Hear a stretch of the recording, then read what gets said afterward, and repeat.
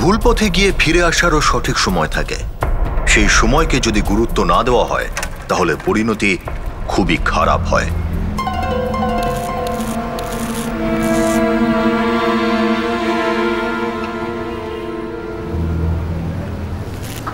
আলু আছে, কপি আছে, তাজা তাজা ভালো সবজি। সবজি আছে, ভালো সবজি আছে, টাটকা সবজি। তাজা তাজা সবজি নেবে, তাজা তাজা সবজি নেবে।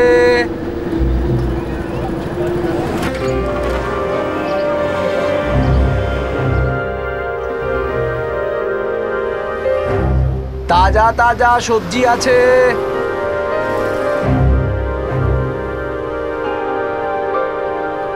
ঢেঁড়স আছে, টমেটো আছে। সবজি নেবে, সবজি। আলু নেবে, পেঁয়াজ নেবে।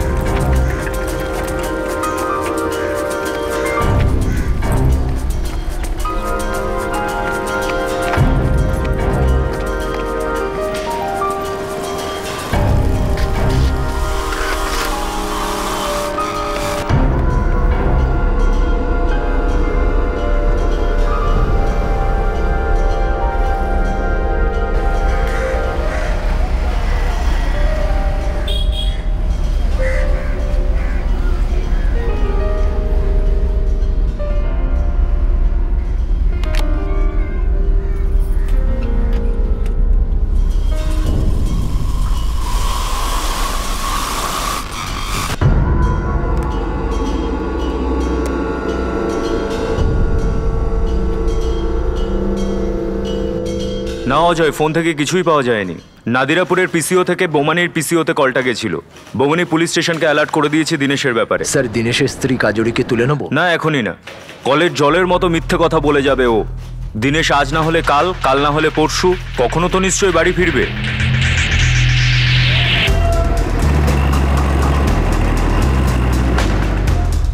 তাজা তাজা সবজি নেবে।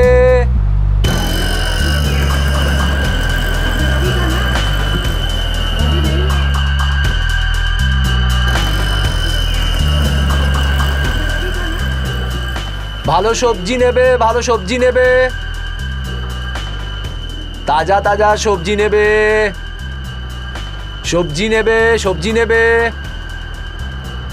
তাজা তাজা সবজি নেবে। ভালো ভালো সবজি নেবে। তাজা তাজা সবজি নেবে। চলো।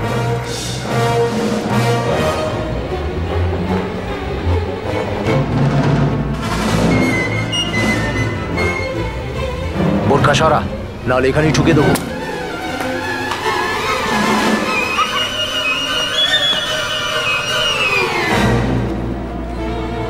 দাঁড়া। নিজের এলাকায় তোর খুব লুকোনোর ইচ্ছে আছে, তাই না দিনেশ? আমাদের এলাকায় আয়, একে নিয়ে চলো।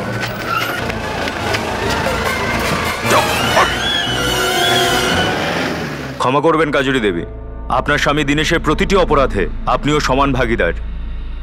অপরাধে আর তার দোষকে যে লুকিয়ে রাখে সেও সমান অপরাধী। স্যার, স্যার আমার একটা ছোট বাচ্চা আছে আর আমার স্বামী দিনেশ আমাদের পরিবারে রোজগার করার জন্য ওই একজনে আছে। ম্যাডাম, এখানে নাদিরাপুর থেকে ধিলানপুর পর্যন্ত এরকম অনেকগুলো রোজগেরে লোককে আপনার স্বামী দিনেশ লুট করেছে। অনেকগুলো থানায় ওর এগেনস্টে কেস আছে, ফ্রডের, রবারির। জঘন্য অপরাধ, অনেক দিনের জন্য জেলে যাবে। দেখো, দিনেশ আমাদের জন্য মরে গেছে, আর আমরা যতদিন জীবিত আছি ততদিন এইরকমই থাকবে। আর কাজুরি, তুমি কেন শুধু শুধু আমার সময় নষ্ট করছো? তোমার সঙ্গে আমাদের কোনো সম্পর্ক নেই। আমি বুঝতে পারছি না কার কাছ থেকে সাহায্য চাইবো। দিনেশ খুব সমস্যায় বাবা, তুমি এরকম বলো না। ও সমস্যায় কবে ছিল না? ও কখনো আমাদের কথা শুনেছে? তার উপরে তোমার মতন একটা মেয়েকেও বিয়ে করেছে, খারাপ কাজে বাধা দেওয়ার বদলে সাহায্য করেছো। এবার তোমরা দুজন তোমাদের কর্মফল ভোগ করো। বাবা, বাবা,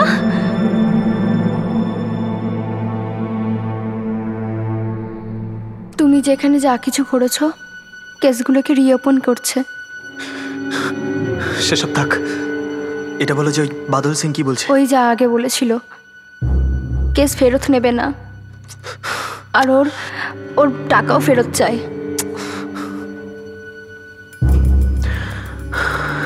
ঠিক আছে, আমি কিছু করার চেষ্টা করছি, আর তুমিও দেখো কতটা কি করতে পারো। আর দেখো, চেষ্টা করো, এরা কিন্তু চিল শকুনের মতো নজর রাখছে। তোমার আমাকে এখান থেকে বার করতেই হবে। আমরা যে রাস্তাটাকে বেছে নিই সেটাই আমাদের লক্ষ্য ঠিক করে দেয়।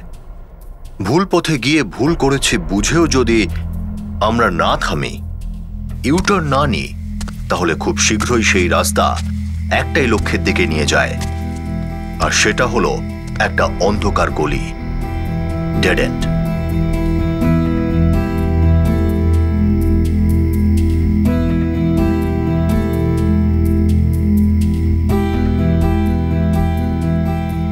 দোকান বন্ধ হয়ে গেছে, চল।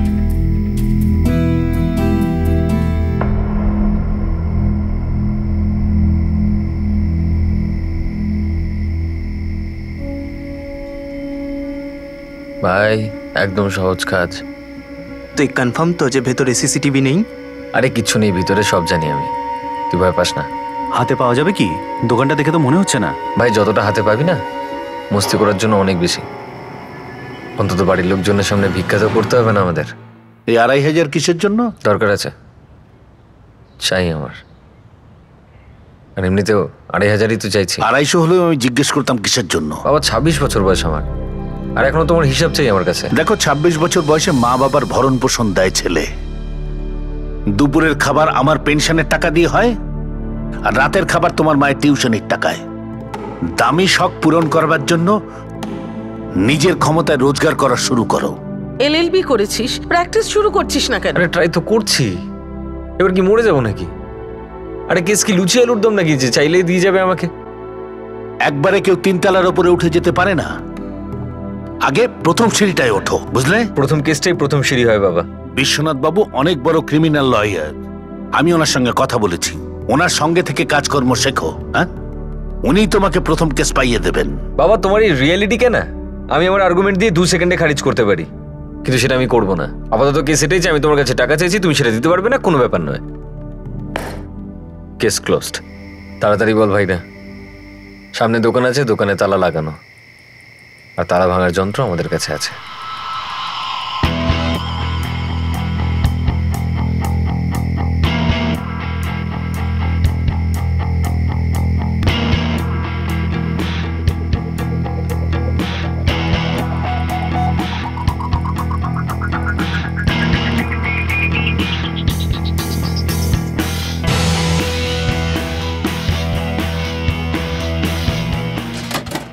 Cheers!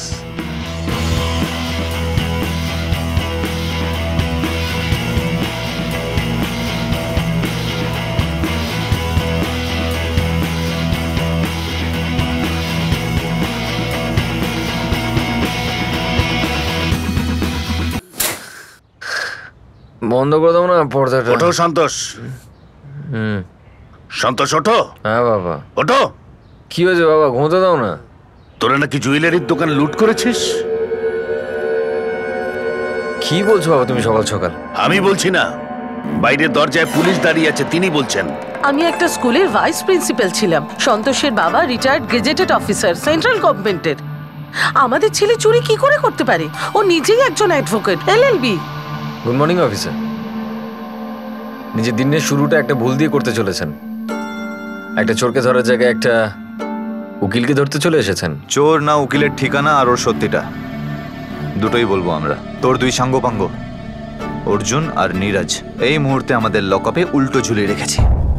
হ্যাঁ, 15 তারিখে তোরা কি কি অস্ত্র ব্যবহার করেছিস, জুয়েলারি কোথায় কোথায় বিক্রি করেছিস, সব কিছু বলে দিয়েছে আমাদের lawyer Babu. Open and shut case এটা।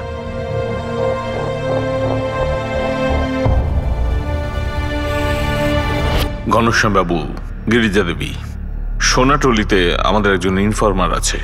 সেই আমাদের ওই জহুরির কাছে নিয়ে গেছে যার কাছে সোনা বেচা হয়েছে। দোকানে লাগানো সিসিটিভিতে যে 3 জন গয়না বেচছে তাদের পরিষ্কারভাবে দেখা গেছে। তার মধ্যে একজন আপনাদের ছেলে সন্তোষ, বাকি আর ওর দুজন বন্ধু, নীরজ আর অর্জুন। আর বাকি গয়নাগুলো আমরা নীরজের বাড়ি থেকে পেয়েছি। আমি আপনার কথা বিশ্বাস করছি স্যার, শুধু একবার শুধু আমার কথাটা বিশ্বাস করুন স্যার। দেখুন, এর আগে আমার ছেলে এই রকম কোনো অপরাধ করেনি। স্যার, হাত জোর করে রিকোয়েস্ট করছি, আমরা শুধু এইবারটা ক্ষমা করে দিন, আমরা ওকে ঠিক পথে নিয়ে আসবো। আপনাদের ভাবনাটা আমি খুব পরিষ্কারভাবে বুঝতে পারছি, কিন্তু আই এম সরি, চার্জশিট অপরাধের হিসেবেই হবে। হ্যাঁ, আপনারা কোর্টে আবেদন করতেই পারেন, আপনাদের ছেলে শিক্ষিত এবং এটা ওর প্রথম অপরাধ। এক্ষেত্রে জজ সাহেবই পারেন, উনি যদি মাফ করে দেন। ঘনশ্যাম বাবু, এবারে যদি ও ছাড়া পেয়ে যায় তাহলে ওকে একটু বোঝাবেন। 26-27 বছর বয়সটা 16-17 বছরের নাবালকের নয়। যদিও আবার অপরাধের রাস্তায় হাঁটে, রাস্তাটা সোজা অন্ধ গলিতে গিয়েই শেষ হবে, আর জীবন ডেড এন্ডে। তোর জামিন হওয়ার পর আমি বিশ্বনাথ বাবুর সঙ্গে কথা বলেছি। তোর মাথায় এত বড় কলঙ্ক থাকা সত্ত্বেও উনি ওনার অ্যাসিস্ট্যান্ট করতে রাজি হয়েছে। সোজা ওনার কাছে যা, প্রণাম কর আর কাজ শুরু কর। দেখ বাবা, এরপর আবার ভুল পথে পা দেওয়ার আগে মা বাবার কথা ভাবিস। আমাদের মতো মিডল ক্লাস লোকদের কাছে সম্মানটাই সব থেকে বড়, সেটা নষ্ট করিস না। তুই আজই বিশ্বনাথ বাবুর অফিসে যাবি। ঠিক আছে, এখনই যাচ্ছি বিশ্বনাথ বাবুর অফিসে। আরে দেখলে কোথা থেকে এই গুণ শিখলো? বুঝতেই পারছি না কোথায় ভুল করলাম ওকে শিক্ষা দিতে।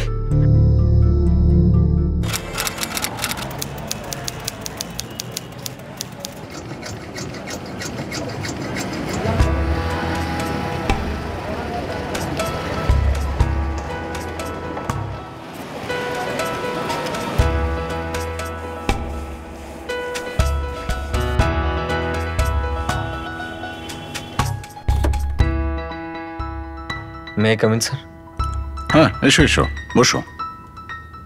তোমার বাবা ঘনশ্যামজি আমার বিশেষ বন্ধু ছিলেন। নিজের কাজে উনি শুধু সৎই ছিলেন না, খুব নামী মানুষও ছিলেন। আমি খুব ভালো স্যার, পরে জানতে পারবেন। সে তো তোমার চার্জশিট দেখেই বুঝতে পেরেছি। যাকে ওসব কথা বাদ দাও, আর একটা কথা শোনো, এটা আমি আমার অ্যাসিস্ট্যান্টকে একবারই বলি, স্মার্ট হও তাতে ক্ষতি নেই, ওভার স্মার্ট হও না। হ্যাঁ স্যার। কোর্ট রিডারের কাছে পেপারস কি করে ফাইল করতে হয় জানো? অল্প একটু। কোর্ট নাম্বার 7-এ ফাইল করো, আর কোর্ট রিডার যে তারিখটা দেবে তার রিসিপ্ট নিয়ে এসো। উকিল বাবু, এত লেট তারিখ কি করে সম্ভব?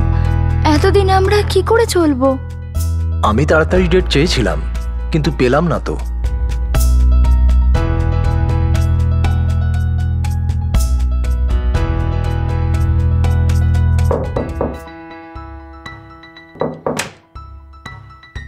আরে উকিল বাবু এসে গেছেন?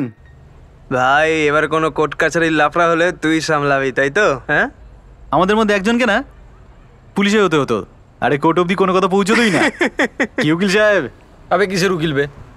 বিশ্বনাথ বাবু আমাকে চাপড়াচি বানিয়ে রেখে দিয়েছেন। আমি তো শুধু ফাইলগুলোকে জেরক্স করাই আর এদিক ওদিক নিয়ে যাই। আরে তো স্লো মোশন লোক না এই লোকটা।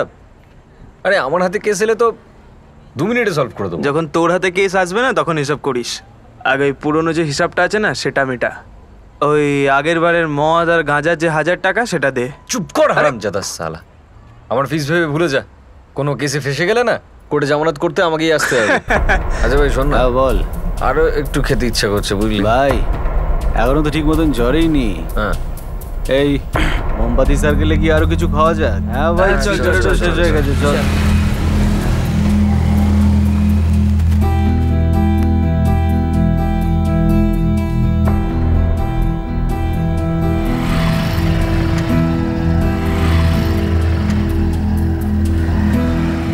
আরে ভাই চলে আয়, বিয়ারটা গরম হয়ে যাচ্ছে।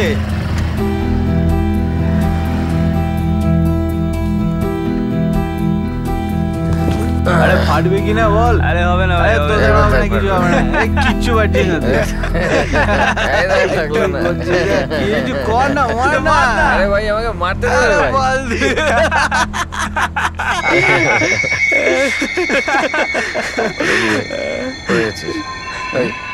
কি রে ভাই, কি ভাই দেখ, আরে কি দেখ ওখানে কি রয়েছে।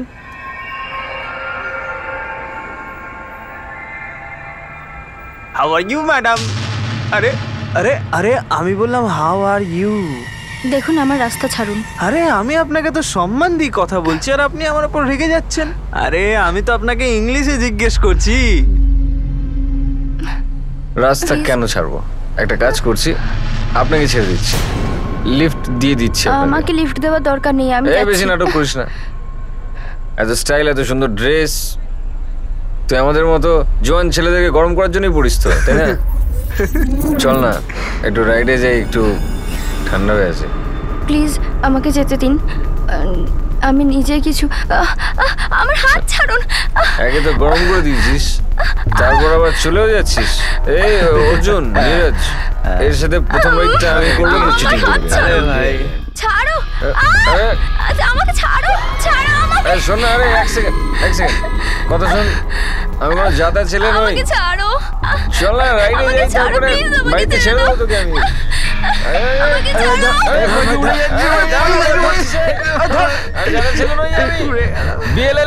বিএলএলবি advocate Santosh Mahato, criminal lawyer, Bhabani district court. Come on baby. আরে দেখ, নিজের ক্ষমতা দেখিয়ে পাখি উড়ে গেল। আরে তোকে কোনো পাত্তা দিল না, দেখ।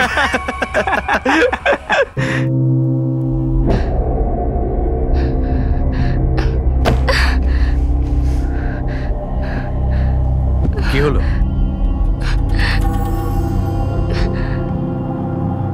কি হলো? কিছু ছেলে বিরক্ত করে ওকে। তো আগে কেন বলনি? কে কে বিরক্ত করে? মোমবাতি সার্কেলে প্রায় রোজ রাতেই থাকে ওরা, ড্রিঙ্ক করে, অনেকবার ওকে বিরক্ত করেছে। নাম কি? আরে নাম কি? দাদা ওরা 3টে ছেলে।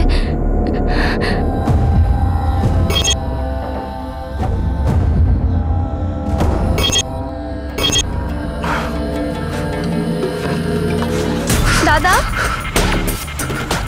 এটা কি করছো তুমি? পাগল হয়ে গেছো কি? আরে আমরা পুলিশের কাছে যাচ্ছি, পুলিশ কেস হবে। আরে চল মারবে ভাই, মারবে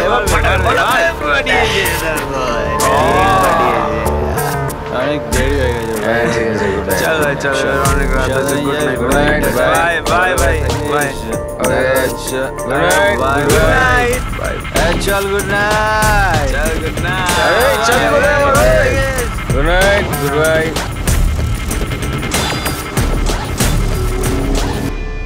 এই শোনো, এখানে 3টে ছেলে ছিল। হ্যাঁ ছিল, চলে গেছে ওরা। কেন? চেনো তুমি? হ্যাঁ চিনি। কি দরকার? ওদের মধ্যে একজনের নাম সন্তোষ মাহাতো, অ্যাডভোকেট ছেলেটা, দেখা করতাম। আমি হচ্ছি অ্যাডভোকেট সন্তোষ মাহাতো। কেন, কোনো কেস টেস লড়ার আছে নাকি? যখন আমার বোন অফিস থেকে আসে না, তুই আর তোর বন্ধুরা ওকে বিরক্ত করিস। তোমার কোনো মিসআন্ডারস্ট্যান্ডিং হয়েছে। আমরা কাউকে চিজ, কি নাম কি তোমার বোনের?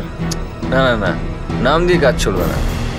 একটা কাজ করতে ওকে ডেকে নে, আমি দেখে বলছি যে আমি ওর সঙ্গে কিছু করেছি কিনা। কিছু করার মতো অবস্থা থাকবে তবে তো। কি করছিস তুই? সরা এটা, সরা। আরে ফেলে রেখে, পাগল লেগে যাবে।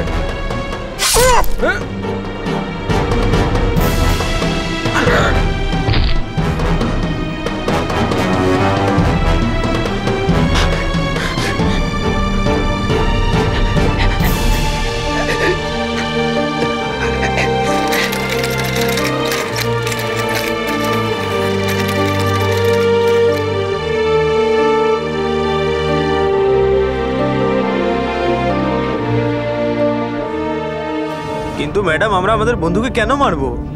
আমরা ওখান থেকে চলে গেছিলাম আগেই। এবার অনেক মার খাবে, জেলের ভেতরে যাবে। কি কাণ্ড করেছিলে তোমরা? কে এসে ছুরি মেরে গেছিল?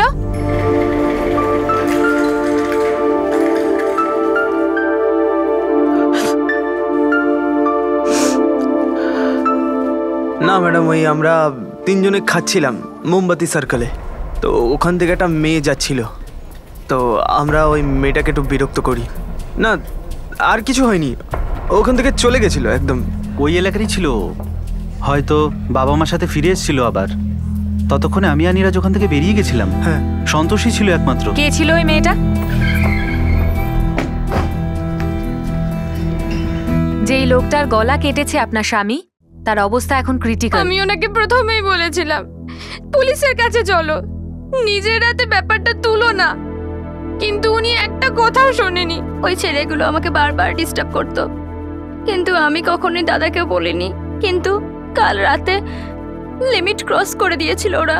ফোন বন্ধ করে বসে আছে তোমার কিশোর দাদা, ওনাকে বলো সারেন্ডার করে দিতে, নয়তো আমরা যদি চেষ্টা করি কষ্টটা ওনারই বেশি হবে। স্যার, এটা সেই সন্তোষ মাহাতো যে জুয়েলারি শপ লুট করেছিল। আবার কোনো ঝামেলা করেছে? স্যার, শালিনী তার মেয়ে পূজার বাড়িতে গেছে, যার দাদা সন্তোষ কিশোরের উপর চাকু দিয়ে হামলা করেছিল। এই সন্তোষের দুজন সাথী রয়েছে, নীরাজ আর অর্জুন মিলে পূজাকে মোমবাতি সার্কেলে হ্যারাস করতো, কিন্তু গতকাল সন্তোষ একটু বেশি বাড়াবাড়ি করছিল, অলমোস্ট মোলেস্টিং। আর এই কথা নালিশ পূজা তার দাদা কিশোরকে করে, আর তারপর কিশোর সন্তোষকে অ্যাটাক করে। এখন কি কন্ডিশন সন্তোষের? ডক্টরসরা বলছে যে বাঁচার আশা খুবই কম, কিন্তু অপারেশন চলছে স্যার।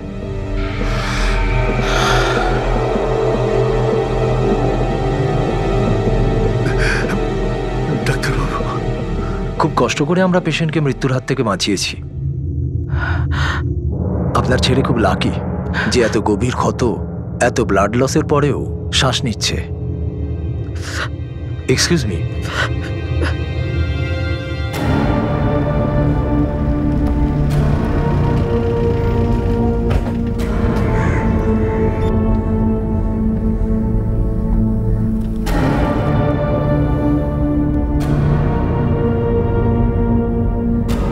ছুরিটা এর মধ্যে।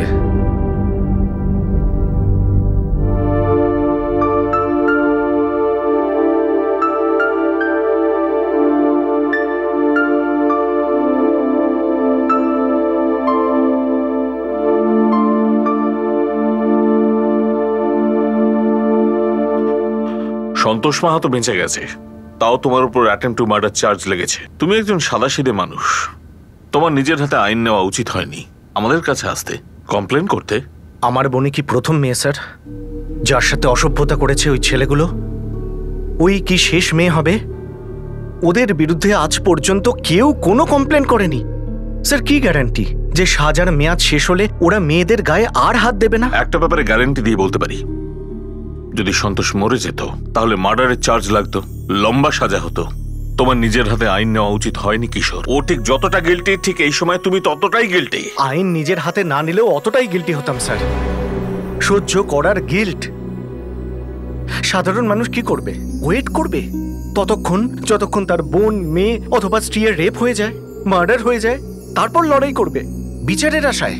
আমাদের থেকেও বেশি এইসব ক্রিমিনালরা সুবিধা পায়, বেল পায় ওরা, যাতে করে বাইরে বেরিয়ে আরো বেশি অপরাধ করতে পারে।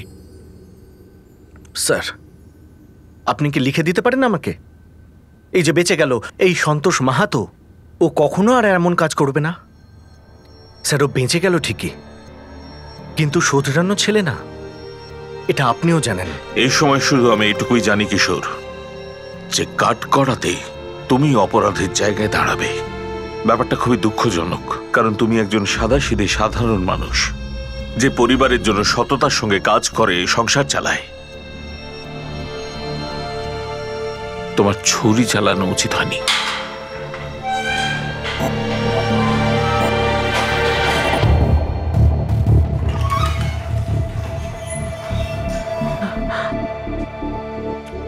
ঘনশ্যামবাবু, গিরিজা দেবী, দেখুন, ভাগ্য দ্বিতীয়বার সতর্ক করে না, কিন্তু আপনাদের ছেলের ভাগ্য দ্বিতীয়বার সতর্ক করেছে।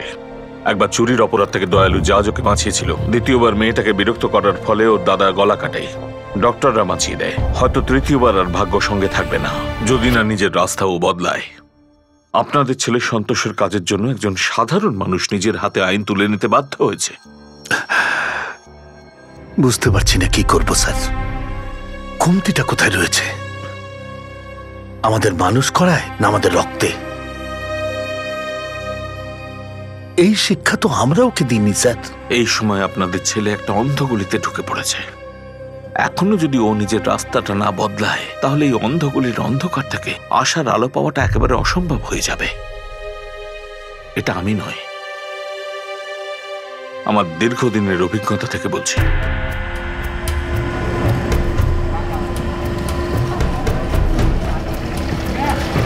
এই ঘটনার পরিণতি মাহাতো পরিবার বুঝে গিয়েছিল, আর সন্তোষের মা বাবা তার মাথায় ঢুকিয়ে দিয়েছিল যে অপরাধের জগৎ তার জীবনকে শুধুই শেষ করে দেবে। সেই সময় এমনই লাগছিল যে তাদের জেদের প্রভাব সন্তোষের উপর পড়তে শুরু করেছে। সন্তোষ আবার সিনিয়র ক্রিমিনাল লয়ার বিশ্বনাথ প্রসাদকে অ্যাসিস্ট করতে শুরু করলো। এরকমটা মনে হচ্ছিল যে শেষমেশ সন্তোষ অপরাধের অন্ধকার গলি থেকে সাফল্যের সঙ্গে বেরিয়ে আসতে পেরেছে, কিন্তু সত্যিই কি তাই হয়েছে? আর কত অ্যাপ্লিকেশন জমা দেব আনোয়ার বাবু? কাজরি দেবী, আপনার স্বামীর অপরাধের লিস্টটা তো বিশাল বড়, অনেকগুলো থানায় ওনার বিরুদ্ধে অভিযোগ। দেখুন, আমরা তো অ্যাপ্লিকেশন দিয়ে লড়াইয়ে নামতে পারি সাজা কমানোর জন্য, অপরাধ তো কমাতে পারবো না।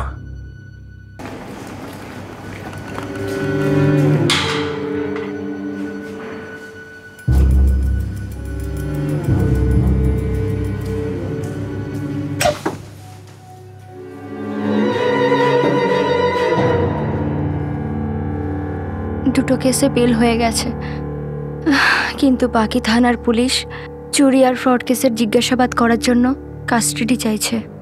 সব কেসগুলো একসঙ্গে হতে পারে না? আমি জানি না দিনেশ, আমি আমার তরফ থেকে পুরো চেষ্টা করছি। আর উকিলবাবু বলছিলেন যে আমাদের দুজনকে তৈরি থাকতে। কিসের জন্য? উনি বলছিলেন যে আমাদের শাস্তি কমানোর জন্য অনুরোধ করতে পারেন, কিন্তু শাস্তি নিশ্চয়ই হবে। পুরো পৃথিবীতে আমাকেই পেয়েছিল? এই বাদল সিংকে তো মনে হয় মেরে ফেলি, সব ঝামেলার মূলে ওই। আচ্ছা, একটা কথা বলতো, বিশাল কেমন আছে? ঠিক আছে।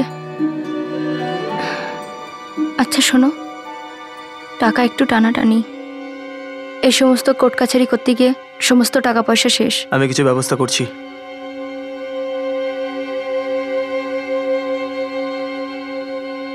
কেউ মূল্যবৃদ্ধি নিয়ে চিন্তিত তো কেউ ট্যাক্স নিয়ে, কেউ চাকরি নিয়ে চিন্তিত তো কেউ বেকারত্ব নিয়ে, কারো ভালোবাসা চাই তো কারো ডিভোর্স। প্রত্যেকের কিছু না কিছু তো চাই যা সে পাচ্ছে না। এই সমস্ত দুশ্চিন্তা নিয়ে সাধারণ মানুষ রোজ রাতে ঘুমোয়, আর ঘুম ভাঙে আশা নিয়ে যে পরিশ্রম করতে থাকবো, চেষ্টা করতে থাকবো, কোনো না কোনো রাস্তা নিশ্চয়ই বেরোবে। কিন্তু অপরাধের রাস্তায় আশার বড় আকাল। অপরাধী নিজের কর্মের দ্বারাই নিজেকে নিরাশার পথে ঠেলে নিয়ে যায়। তার জীবনে কখনো কোনো উপায় থাকে না, তার সামনে কোনো বিকল্প পথ থাকে না, সামনে থাকে অন্ধকার গলি, এক কথায় ডেড এন্ড, আর পিছনে আইন।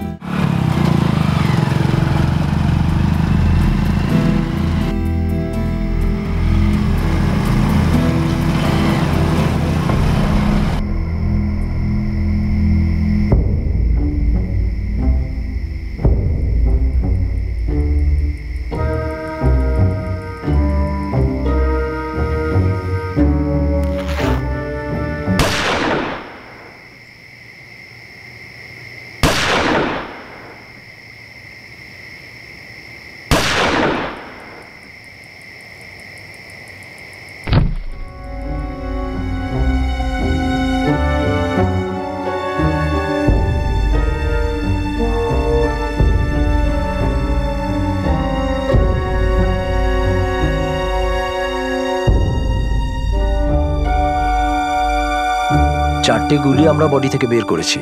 বডি পাওয়ার 8 থেকে 9 ঘন্টা আগে মার্ডারটা হয়েছিল, মানে 29 জানুয়ারি রাত্রে। Yes sir. এই যে 4টে বুলেটস। মনে হচ্ছে দেশি বন্দুকই ব্যবহার হয়েছে। কারেক্ট।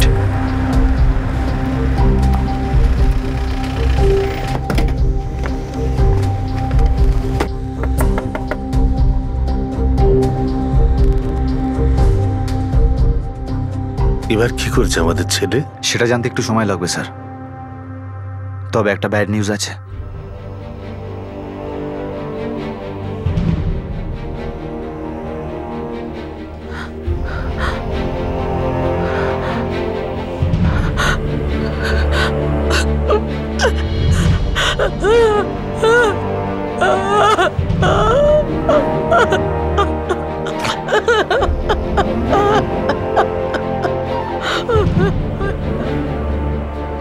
আমার মনে আছে স্যার,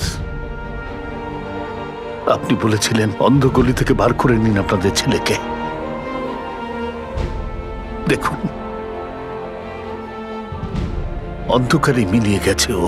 আপনি কি বলতে পারেন যে ও নাদিরাপুর কেন যাচ্ছিল? কোথায় যেত, কোথা থেকে আসতো, কবে, কখন, কেন, কিচ্ছু জানাতো না আমাদের। ওর মা ওর জন্য কাঁদছে, এটা তো নতুন কিছু নয়। আমরা তো রোজ কাঁদতাম ওর জন্য। এই চোখের জল সেদিনই বন্ধ হবে যেদিন আমাদের শ্বাস বন্ধ হবে। সন্তোষ বাড়ি থেকে কবে বেরিয়েছিল? কাল সকালে। কি কাজ ছিল? ও লয়ার বিশ্বনাথ বাবুকে অ্যাসিস্ট করত। ওনার অফিসেই যাচ্ছিল হয়তো, অথবা কোর্টে যাচ্ছিল।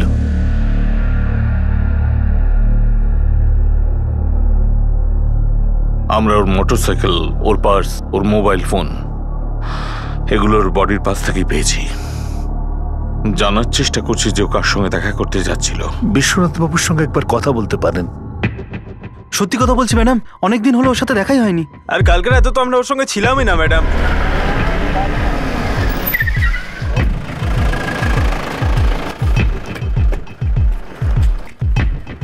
আপনার অ্যাসিস্ট্যান্ট সন্তোষ মাহাতোর মার্ডার হয়েছে। কি? শালিনী, স্যার সন্তোষের প্রত্যেকটা কল স্ক্যান করো। কে বলতে পারে খুনি হয়তো কল আউট থেকে কিছু ডিলিট করেছে। স্যার আমি ততক্ষণ সন্তোষের বন্ধু অর্জুন আর নীরজের সঙ্গে কথা বলি। নাদিরাপুর? না, নাদিরাপুরে আমার কোনো ক্লায়েন্টই নেই। আর এছাড়া সন্তোষ ক্লায়েন্টের সঙ্গে ডিরেক্ট দেখা করার স্টেজেই ছিল না। ওকে তো আমি শুধু কোর্ট রিটারের কাছে পেপারস ফাইল করার কাজে পাঠাতাম। কখনো কখনো সিম্পল কেস পড়তে বলতাম আর নোটস বানাতে বলতাম। এছাড়া আর কিছুই নয়। কাল কটার সময় বেরিয়েছিল সন্তোষ অফিস থেকে? এক্স্যাক্টলি তো বলতে পারবো না, কিন্তু সন্ধে হতেই ও বেরিয়ে গিয়েছিল। সন্তোষের ব্যাকগ্রাউন্ড নিশ্চয়ই জানতেন আপনি? হ্যাঁ, ওর দুটো কেস আমি পুরোপুরি জানি ইন্সপেক্টর। শুধুমাত্র ওর বাবার জন্যে সন্তোষকে একটা ভালো ফিউচার দেবার চেষ্টা করছিলাম। কোনো আইডিয়া আছে কেন মারলো ওকে? কারোর সঙ্গে কোনো শত্রুতা থাকতে পারে? না, কোনো আইডিয়া তো নেই ইন্সপেক্টর। তবে আমি কিছু জানতে পারলেই সঙ্গে সঙ্গে আপনাকে ফোন করে দেব। জানি না স্যার, ওই মেয়েটার ঘটনা ঘটার পর থেকে তো সন্তোষ আর আমাদের দেখা সাক্ষাৎ তো প্রায় হতোই না। আসলে স্যার এটা বলছি না যে আমাদের কথা হয় না, কিন্তু স্যার ওই ব্যাপারে কথা হয়নি। নাদিরাপুরে আবার কি আছে? জানি না এই নাদিরাপুর কোথা থেকে এলো। নাদিরাপুর বাইপাস রোডে সন্তোষের লাশ পেয়েছি আমরা। কিন্তু স্যার সন্তোষ তো আমাদের কাছে নাদিরাপুরের নামই নেয়নি আমাদের সামনে। স্যার, আমাদের সমস্ত ইনফরমারদের আমি নাদিরাপুর পাঠিয়ে দিয়েছি। যদি সন্তোষ মাহাতোর ওখানে কোনো কানেকশন থেকে থাকে নিশ্চয়ই খুঁজে বার করবে। নাদিরা পুলিশকে ইনফর্ম করে দিয়েছি। কল রেকর্ডস শালিনী স্ক্যান করছে এই মুহূর্তে। মোবাইল লাশের পাশেই পাওয়া গেছে না? ইয়েস স্যার, বাইক আর ওয়ালেটও। স্যার এই কেসটা চুরির মনে হচ্ছে না, অন্য কোনো ব্যাপার আছে। যাই থাকুক না কেন, খুবই আজব। স্যার, সন্তোষ মাহাতোর কল রেকর্ডে কোনো অদ্ভুত কিছু নজরে আসেনি। বেশিরভাগ কল মা বাবাকে করেছে, নয়তো ওনাদের তরফ থেকে এসেছে। কিছু কল অ্যাডভোকেট বিশ্বনাথের অফিস থেকে এসেছে। এই সন্তোষ তো এত সংস্কারী আর সরল তো ছিল না। একটা ডাকাতি, একটা মলেস্টেশন, নিজেও অ্যাটেম্প টু মার্ডারের শিকার। নিশ্চয়ই ওর কাছে অন্য কোনো নাম্বার আছে যেটা দিয়ে ক্রিমিনাল অ্যাক্টিভিটি অপারেট করতো। আর হতে পারে স্যার এই সেকেন্ড নাম্বারটা ক্রাইম সিন থেকে হয়তো কেউ গায়েবই করে দিয়েছে। স্যার, আমি এটা জানার অনেক চেষ্টা করেছি যে ও অন্য কোনো নাম্বার ব্যবহার করে কিনা। না স্যার, ওর কাছে একটাই নাম্বারই ছিল, 444555664। স্যার, ও হয়তো আবার ওই 2 নম্বরের লাইনে চলে গেছিল বা আমাদের থেকে লুকাচ্ছিল, বলতে পারবো না। ওর কাছে আর কোনো নাম্বারও থাকতে পারে। আমি হয়তো আমার ছেলের ব্যাপারে কোনো কিছুই জানতাম না। আমি সন্তোষের আর একটা ফোনের কথা জিজ্ঞেস করছি। আমি জানতাম না ওর কাছে দ্বিতীয় কোনো ফোন ছিল কিনা। আপনার ওয়াইফ সেটা জানতে পারে? সে তো কেঁদে কেঁদেই শেষ হয়ে যাচ্ছে। কেন কাঁদছে? সন্তোষের জন্য? ও কি আমাদের কথা চিন্তা করতো কিছু? তাহলে ওকে হারিয়ে দুঃখটা কিসের? ওকে তো আমরা অনেক আগেই হারিয়ে ফেলেছি।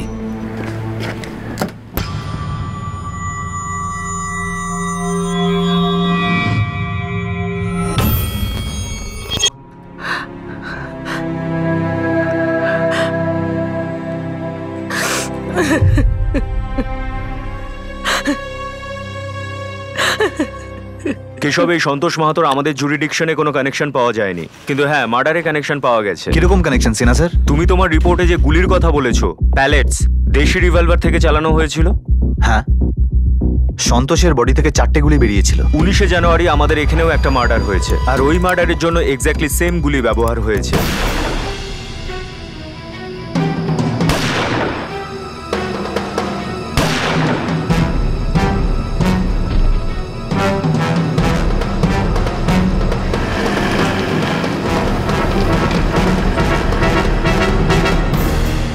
তফাৎ এটাই যে এই ভিকটিমের বডির কাছ থেকে কোনো আইডেন্টিফিকেশন পাওয়া যায়নি, যেমন তোমরা সন্তোষ মাহাতোর কাছ থেকে পেয়েছো। কিন্তু 2 দিন পরে আমাদের পাশের থানা থেকে একটা মিসিং কমপ্লেন পেয়েছি, যা এই ভিকটিমের সঙ্গে ম্যাচ হয়েছে। কে হতে পারে সেই ভিকটিম? একটা ট্রাভেল এজেন্সির ড্রাইভার ছিল, পার্টিকে ড্রপ করতে যাচ্ছিল নাদিরাপুরে, যখন ওর মার্ডার হয় আর গাড়িটা চুরি হয়। শালিনী, তুমি যে অ্যাঙ্গেলটা সাজেস্ট করলে, যে বিরক্ত হয়ে ঝামেলায় না জড়াতে চেয়ে নিজেই সন্তোষের বাবা ঘনশ্যাম মাহাতো নিজের ছেলেকে খুন করেছেন, এই অ্যাঙ্গেলটা হলেও হতে পারে। কিন্তু নাদিরাপুর পুলিশের থেকে যে খবরটা পাওয়া গেছে, ব্রিজেশ সরচনের খুন আর গাড়ি চুরি, ওটাতে ডাউট আছে। দুটো কানেক্টেড হতে পারে স্যার। মানে সেই হিটম্যান বা সুপারি কিলার যে ব্রিজেশকে মেরেছিল, সে সন্তোষকেও মেরেছিল? স্যার, সন্তোষ পড়াশুনো জানা সত্ত্বেও অদ্ভুতভাবে অপরাধের জগতে পা দিয়ে ফেলেছিল। হয়তো ওর এই ব্যাপারটা সুবিধা নিতে গিয়ে ওকেই রাস্তা থেকে সরিয়ে দিয়েছে। তুমি আরো একবার সন্দেহের তীর রিটায়ার্ড গেজেটেড অফিসার ঘনশ্যামের দিকে ঘোরাচ্ছ। মোটিভ ওনারই সবচাইতে স্ট্রং। এতে কার আর সুবিধে হবে? ওই যে মেয়েটিকে বিরক্ত করার কেসটা, পূজা মণ্ডল, তার দাদা কি যেন নাম, যে সন্তোষের উপর হামলা করেছে? কিশোর মণ্ডল। ও জামিন পেয়ে গেছে স্যার। উঠে না ওকে, একবার অপরাধ করেছে, সাজা কাটিয়েছে, তারপর বান্দা অপরাধের কোন হাইওয়ে ধরবে কিছুই বলা যায় না। স্যার, এসব নাদিরাপুর পুলিশের থেকে ব্রিজেশ মার্ডার কেসের সমস্ত ডিটেলস বার করো। জানা দরকার যে সত্যি গাড়ি চুরির কেস নাকি অন্য কোনো ব্যাপার।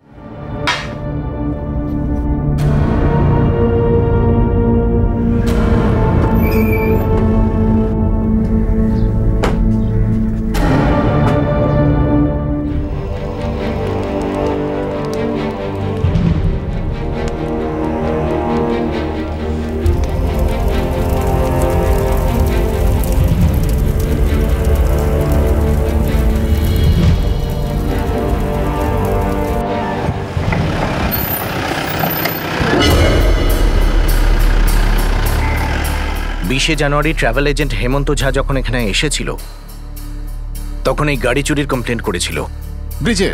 ব্রিজেশ অর্চন নাম হচ্ছে ড্রাইভারের, সাদা রঙের এমইউভি নিয়ে গিয়েছিল, পার্টিকে নাদিরাপুরে ড্রপ করেছিল, সকালেই ফেরার কথা ছিল, অথচ সন্দেহ হয়ে গেল। এদিকে ফোনও সুইচ অফ। ঠিক আছে, আপনি আপনার ড্রাইভারের ফটো, গাড়ির ফটো আর সব ডিটেলস পাঠিয়ে দিন আমাকে, আমরা খুব তাড়াতাড়ি খোঁজ করছি। এমনিতেই ব্রিজেশ নাদিরাপুরে কোন পার্টিকে ড্রপ করতে গেছিল? লালু দাস নাম বলেছিল, কাল সকালেই এসেছিল আমার কাছে।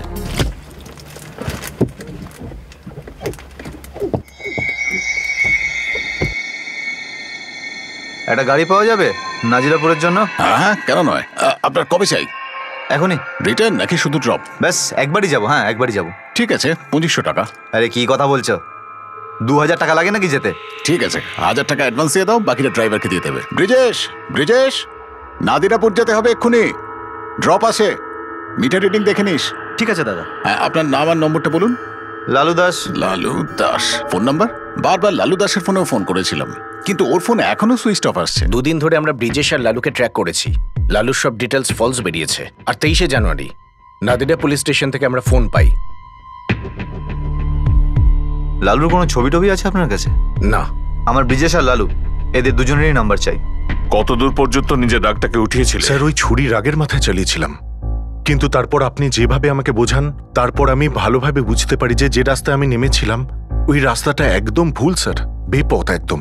স্যার, আমার সোজাসুজি উত্তর, আমি সন্তোষের মার্ডার করিনি, না করিয়েছি।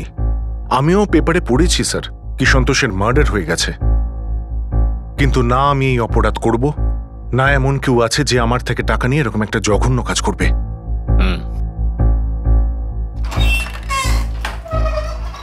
সমস্ত প্রশ্নের উত্তর না জিজ্ঞেস করতেই বলে দিল। শালিনী, জানার চেষ্টা করো যে টাকা নিয়ে এরকম কাজ কে করতে পারে।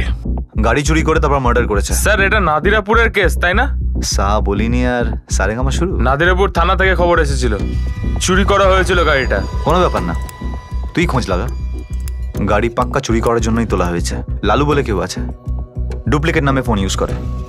তো লালু নামটাও মনে হচ্ছে ঢপ। আমি শুধু এইটুকু জানতে চাই যে সন্তোষ মাহাতোর মার্ডার কেসে এর কি হাত আছে। স্যার গাড়িটা চুরি করেছিল বিক্রি করার জন্য, তাহলে এখন হয়তো পোস্টমর্টম হয়ে গেছে। পাক্কা নাম্বার প্লেট কালার সবকিছু পাল্টে দিয়েছে। হয়তো গাড়ি চুরি করার প্ল্যানটাই ছিল না, হতে পারে এই চুরিটা শুধুমাত্র আমাদের ডিস্ট্র্যাক্ট করার জন্য হয়েছে। চন্দন, গভীরে যা, আরো গভীরে। যেটা দেখা যাচ্ছে আসলে সেরকম নয়। দেখো সোজাসুজি বলো গাড়ি আমার কাছে আসবে কিনা। হ্যাঁ, আরে ডিলটা করছে কি? আরে নামটা তো বলো। কৈলাস বাবু বিউটি পার্লারে আপনার বধূ রেডি হচ্ছে। দেখুন কাজ এখানে খুব ভালো আর সুন্দরভাবে হয়। এই ধরুন আরো কদিন লাগবে? এই 2 দিন। আরো 2 দিন মতো লাগবে, কিন্তু একদম জোর দিয়ে বলছি যেদিন বাড়ির সামনে আসবে না লোকে দেখবে তাকিয়ে। আচ্ছা আচ্ছা আচ্ছা, যখন রেডি হবে নিয়ে এসো। আমি ভাবলাম এটা ঝামেলার কাজ নাকি। আরে দাদা কি বলছো, প্রশ্নই উঠছে না। আরে মেয়ের বাড়ি, কথা বলেছে যখন রাখতে তো হবে। পরশুর মধ্যে কিন্তু আমার গাড়িটা চাই। হ্যাঁ ঠিক আছে, পরশু দিনের মধ্যে গাড়ি দিতে হবে। সব কাজ তো হয়ে গেছে, চ্যাসিস নাম্বার পাল্টে দিচ্ছি।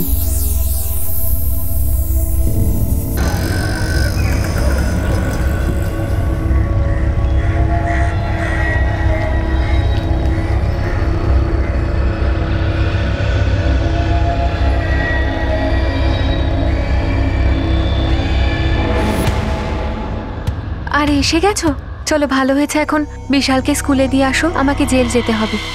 হ্যাঁ ঠিক আছে, চলো বিশাল, চলো স্কুল ছেড়ে দিই তোমায়।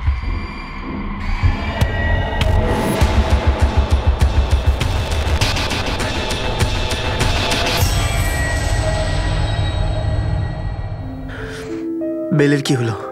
চেষ্টা চালাচ্ছি। ভুবন কি করছে? ওকে আমি বলেছিলাম বাইরে বেরিয়ে তোর সঙ্গে। আচ্ছা ব্যাপারটা এমন নয় তো যে তুই চাস আমি সারা জীবন জেল খাটি এখানে? কি বলছো তুমি? দেখ কাজরি, আমি ভেতরে রয়েছি মানে ভাবিস না যে আমি বাইরের কোনো খবর পাবো না। দেখো আমি জানি না তোমার কাছে কি খবর আছে, কিন্তু আমি আমার তরফ থেকে চেষ্টা করছি। আচ্ছা বলতো, এই সন্তোষ মাহাতোকে কে মারলো? আমি কি করে বলতে পারবো? এটা সেই উকিলটাই না যে আমার কেসটা লড়ছিল? হ্যাঁ উনিই ছিলেন, কিন্তু এখন আমাদের অন্য কোনো উকিল নিতে হবে, কেননা সন্তোষ মাহাতো তো মারা গেছে। আর ওনাকে কে মেরেছে আর কেন আমি জানি না। ব্রিজেশ অর্চন আর সন্তোষ মাহাতোর কেসে এখনো পর্যন্ত একটাই কানেকশন, আর সেটা হলো সেম দেশি মেড বন্দুকের ব্যবহার।